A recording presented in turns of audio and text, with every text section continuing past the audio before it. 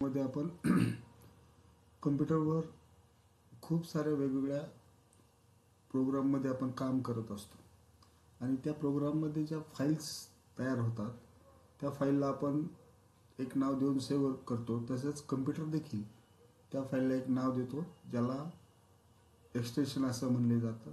Generally ते 3 किंवा 4 अक्षरी असतं. जसं की इथं तुम्हाला वेगवेगळ्या प्रोग्राममधल्या विविध फाईल दिसत आहेत. आपण वन बाय वन पाहू.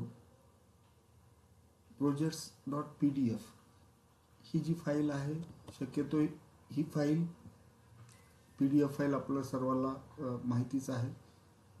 त्याला आपण पोर्टेबल डॉक्युमेंट फॉर्मॅट असं देखील म्हणतो.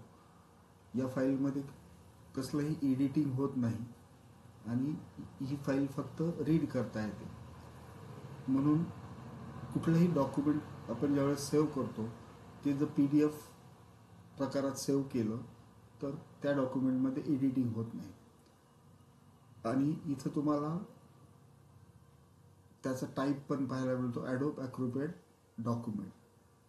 दुसरा फाईलचा प्रकार आहे BMP फाईल म्हणजेच ज्याला आपण इमेज फाईल असं म्हणतो.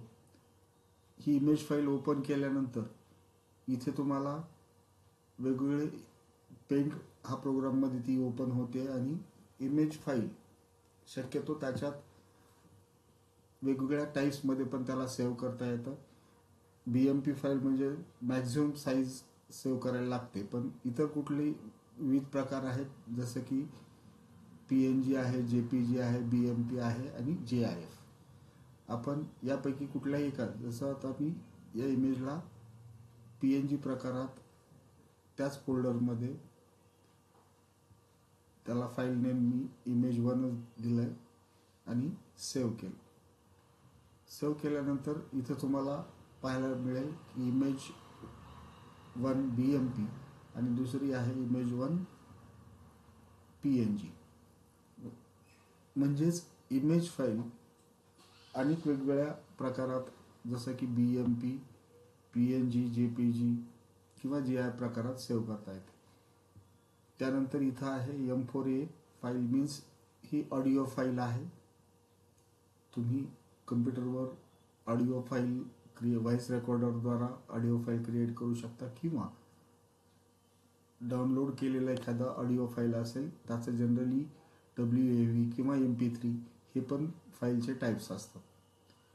त्याच्या पुढं आहे मायक्रोसॉफ्ट ॲक्सेस. मायक्रोसॉफ्ट ऑफिसमधलं एक पॅकेज आहे ज्याच्यामध्ये मायक्रोसॉफ्ट ॲक्सेस येतं आणि त्याचं एक्सटेन्शन जे असतं ACCDB आणि ही डेटाबेस फाईल ज्याला आपण म्हणतो, ही डेटाबेस फाईल असते. त्यानंतर मायक्रोसॉफ्ट एक्सेल वर्कशीट ज्याचं एक्सटेन्शन असतं XLSX. जनरली यामध्ये आपण वर्कशीट्स बनवतो जिथं कॅल्क्युलेशन्स होतात, असे वर्कशीट्स आपल्याला मायक्रोसॉफ्ट एक्सेलमध्ये बनवता येतात. त्यानंतर आहे मायक्रोसॉफ्ट पॉवरपॉईंट प्रेझेंटेशन. एखाद्या गोष्टीचं सादरीकरण म्हणजेच प्रेझेंटेशन करायचं असेल तर पॉवरपॉईंट हा खूप छान टूल आहे मायक्रोसॉफ्ट ऑफिसमधील, ज्याचं एक्सटेन्शन असतं PPTX. कुठलंही डॉक्युमेंट म्हणजेच ज्याच्यात टेक्स्ट आहे असं एखादं डॉक्युमेंट आपण मायक्रोसॉफ्ट वर्डमध्ये बनवू शकतो, ज्याचं एक्सटेन्शन असतं DOCX. आणि हे डॉक्युमेंट जिथं टेक्स्ट एडिटर आहे अशा ठिकाणी हे डॉक्युमेंट तुम्हाला ओपन करता येतं. त्यानंतरचा प्रकार आहे MP4.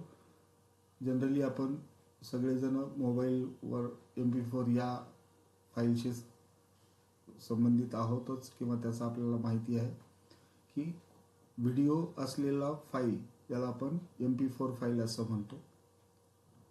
त्यानंतर एका फाईलचा इथं मी शॉर्टकट म्हणजे त्या फाईलचा शॉर्टकट, ही फाईल DOCX आहे पण मी त्याचा शॉर्टकट क्रिएट या ठिकाणी केला आहे म्हणून त्या फाईलच्या टाईपचा तुम्हाला शॉर्टकट दिसतोय. टेक्स्ट एडिटर म्हणून आपण नोटपॅड वापरतो, त्याचं जनरली एक्सटेन्शन असतं TXT. आणि कॉम्प्रेस केलेली फाईल जी असते त्याचं एक्सटेन्शन असतं ZIP. थोडक्यात आपण रेग्युलरली वापरणारे जे प्रोग्राम्स आहेत त्या प्रोग्रामचे हे टाईप्स आणि ज्याला आपण म्हणू एक्सटेन्शन्स आजच्या आपण या व्हिडिओ